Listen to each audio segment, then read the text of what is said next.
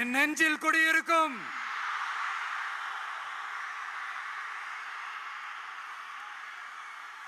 புதுச்சேரி மக்கள் உங்கள் அனைவருக்கும் என்னுடைய வணக்கம். வணக்கம் வணக்கம். எல்லாரும் எப்படி இருக்கீங்க?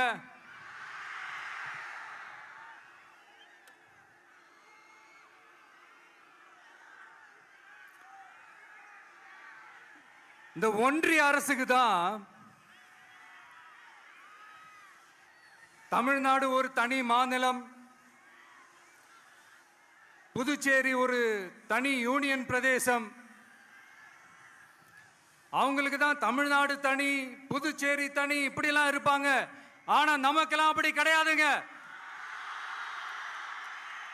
நாமெல்லாம் வேறு வேறு கிடையாது. நாம் எல்லாரும் ஒண்ணுதான்.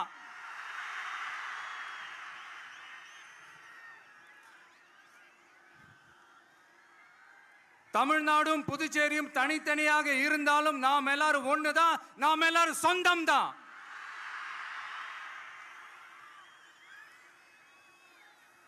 வேற வேற வீட்டுல, வேற வேற ஊர்ல, வேற நாட்டுல, வேற ஸ்டேட்ல இருக்கிறதுனால நாம் எல்லாரும் சொந்தங்கள் இல்லைன்னு ஆயிட முடியுமா? அது எப்படி முடியும்?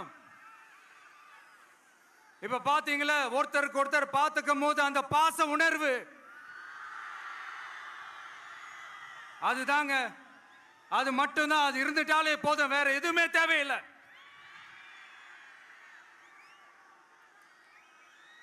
அதனால தமிழ்நாடு, புதுச்சேரி, கேரளா, கர்நாடகா, ஆந்திரா மட்டும் இல்ல, உலகத்துல எந்த மூலையில நம்ம வகைரா இருந்தாலும் அவங்க எல்லாருமே நம்மளோட உயிர் தான். அவங்க எல்லாருமே நம்மளோட உறவு தான்.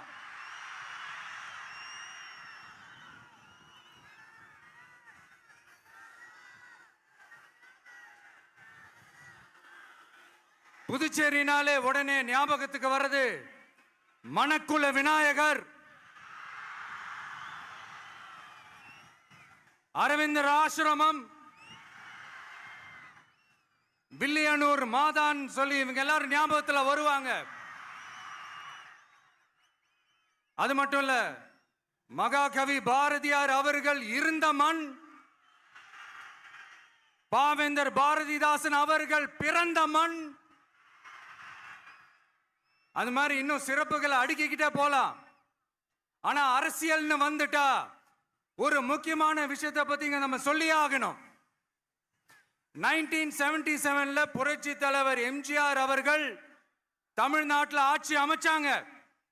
ஆனா அதுக்கு முன்னாடியே 1974லயே இங்க புதுச்சேரியில அவங்களோட ஆட்சி அமைஞ்சது.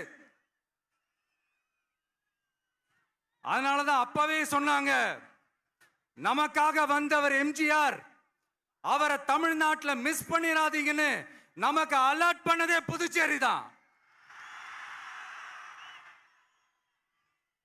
அப்படிப்பட்ட புதுச்சேரியை நம்மளால மறக்க முடியுமா? அது மட்டும் இல்ல, இங்க இருக்கிற மக்கள் தமிழ்நாடு மாதிரியே புதுச்சேரி மக்களும் என்ன கிட்டத்தட்ட ஒரு 30 வருஷமா என்ன தாங்கி பிடிச்சுக்கிட்டு இருக்கிறீங்க.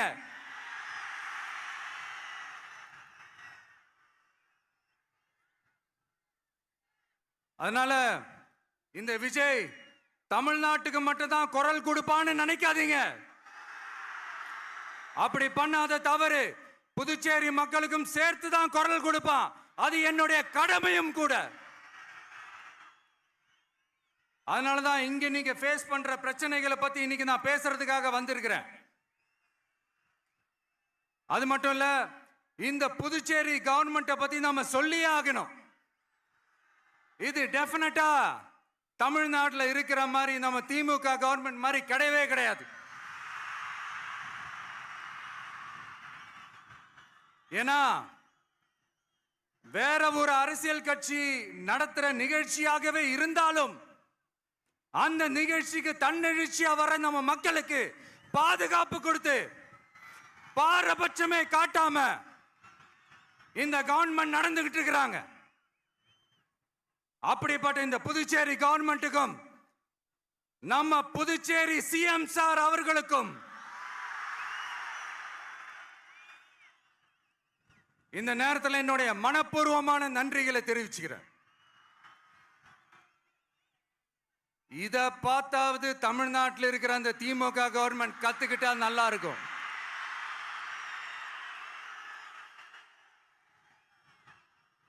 ஆனா அவங்க கத்துக்க மாட்டாங்க. பரவாயில்ல, வரப்போற எலெக்ஷன்ல 100% கத்துக்குவாங்க.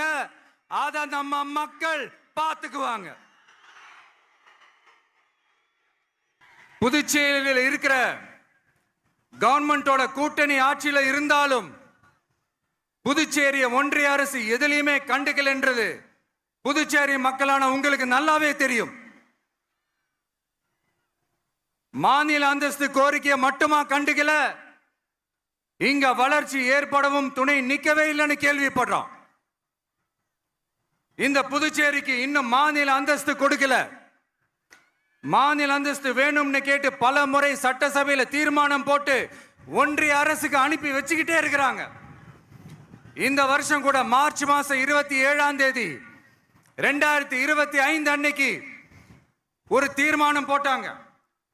அது மாநில அந்தஸ்து வேணும்னு கேட்டு ஒன்றிய அரசுக்கு அனுப்புற 16வது தீர்மானம். புதுச்சேரி காரைக்கால் பகுதிகளில் மூடப்பட்ட 5 மில்கள், பல்வேறு தொழிற்சாலைகளை மீண்டும் திறக்கிறதுக்கு இதுவரைக்கும் ஒரு துரும்ப கூட கிள்ளி போடல. பல்லாயிரக்கணக்கான இளைஞர்களோட வேலை வாய்ப்புக்காக எதையுமே செய்யல. இங்க ஒரு ஐடி கம்பெனி உருவாகணும்ன்றது எண்ணமே இல்லை. அதை பத்தி யார் பேசினாலும் அது அவங்க காதல விழவே விழல. இங்க ஒரு அமைச்சரை ஊழல் குற்றச்சாட்டுல பதவி விட்டு நீக்கப்பட்டு அந்த இடத்துக்கு இன்னொருத்தரை நியமிச்சு 200 நாள் ஆச்சு. இன்னும் அவருக்கு ஒரு இலாக்காவே தரல. இந்த செயல் சிறுபான்மை மக்களை அவமானப்படுத்துறதுன்னு அந்த மக்களே சொல்றாங்க. புதுச்சேரியோட முக்கிய அங்கமாக இருக்கிற காரைக்கால், மாகே, ஏனாம் பகுதிகளில் எல்லாம் முன்னேற்றமே இல்லைன்னு அந்த பகுதி மக்கள் சொல்லிக்கிட்டே இருக்கிறாங்க. குறிப்பா காவிரியோட கடைமடை பகுதியான காரைக்காலை மொத்தமா கைவிட்ட மாதிரி தான் இருக்குது. இது எல்லாமே முன்னேற்றம் அடையணும். டூரிஸ்ட் பிளேஸ் ஆன புதுச்சேரியில போதுமான அளவு பார்க்கிங் வசதி இல்ல, போதுமான அளவு கழிப்பறை வசதி இல்ல. இதெல்லாமே மேம்படுத்தணும். புதுச்சேரி கடலூர் மார்க்கமான ரயில் திட்டம் வேணும்ங்கிறது நீண்ட கால கோரிக்கை. புதுச்சேரி மக்களுக்கு ஒன்னே ஒண்ணுதான் சொல்லணும், இந்த திமுகவை நம்பாதீங்க. அவங்களுக்கு உங்களை நம்ப வச்சு ஏமாத்துறது தான் அவங்க வேலையே. நான் சொன்ன பல கோரிக்கைகளை எல்லாம் தீர்த்து வைக்கிறதுக்கு நம்ம புதுச்சேரி கவர்மெண்ட்டுக்கும் அதோட மக்கள் திட்டங்களுக்கும் ரொம்ப அக்கறையா உண்மையா துணை நிற்கிறோம். தமிழ்நாட்டை ஒதுக்குற மாதிரி புதுச்சேரியும் ஒதுக்க கூடாதுன்னு நாங்க கேட்டுக்கிறோம். கிட்டத்தட்ட 20 லட்சம் பேர் வாழ்ற யூனியன் பிரதேசமான புதுச்சேரி மத்திய நிதி குழுவில் இடம்பெறவில்லை. அதனால் மாநிலங்களுக்கான நிதி பகிர்தல் அடிப்படையிலும் யூனியன் பிரதேசங்களுக்கான நிதி பகிர்தல் அடிப்படையிலும் புதுச்சேரிக்கு நிதி ஒதுக்கப்படுவதில்லை. அதனால ஒவ்வொரு ஆண்டும் புதுச்சேரிக்கு தோராயமாகவே மத்திய அரசு நிதியை விடுவிக்கிறது. அந்த நிதியும் அரசு ஊழியர்களின் சம்பளம், ஓய்வூதிய தொகை உள்ளிட்ட திட்ட செலவுகளுக்கே சென்று விடுவதால் மீத தேவைக்கு வெளிச்சந்தையிலும் கடன் பத்திரங்களை கடன் வாங்குகிறது புதுச்சேரி. இந்த நிலைமை மாறணும்னா ஒரே வழி, மாநில அந்தஸ்து நம்ம புதுச்சேரி மக்களோட பல்லாண்டு கால கோரிக்கை. புதுச்சேரிக்கு போதுமான நிதி வரத்து இல்லாததுனால வெளியே கடன் வாங்க வேண்டியதா இருக்கு. புதுச்சேரியோட கடனை குறைச்சு தற்சார்பு பொருளாதாரத்தை வளர்த்தெடுக்க திட்டங்கள் வகுக்கப்பட வேண்டும். மாநில அந்தஸ்து வாங்கினா மட்டும் போதாது இல்லையா, தொழில் வளர்ச்சியும் தேவையாச்சே. புதுச்சேரி தென்னிந்தியாவின் முன்னணி இண்டஸ்ட்ரியல் ஹப்பாக மாற்ற எல்லா முயற்சிகளும் எடுக்க வேண்டும். இந்திய அளவில் ரேஷன் கடைகளே இல்லாத மாநிலம் புதுச்சேரி தான். ஏழை எளிய மக்களுக்கு வாழ்வாதாரமே ரேஷன் கடைகள் தான். மற்ற மாநிலங்கள்ல இருக்கிற மாதிரி இங்கேயும் அரிசி, சர்க்கரை, பருப்பு, கோதுமை, எண்ணெய்னு அனைத்து பொருட்களும் வழங்கும் முறை சீராக்கப்பட வேண்டும். கடைசியா மீன் பிடிக்க செல்லும் காரைக்கால் மீனவர்களை அடிக்கடி கைது செய்யும் இலங்கை கடற்படை அவர்களின் படகுகளையும் பறிமுதல் செய்து விடுகிறது. அதனால் நீண்ட போராட்டங்களுக்கு பிறகு அவர்கள் விடுவிக்கப்பட்டாலும் படகுகள் கிடைக்காததால் படு மோசமான நிலைக்கு தள்ளப்படுகின்றனர். இந்த நிலை மாற வேண்டும். நான் மறுபடியும் சொல்றேன், இந்த விஜய் புதுச்சேரி மக்களுக்காகவும் எப்பவும் துணை நிற்பான்.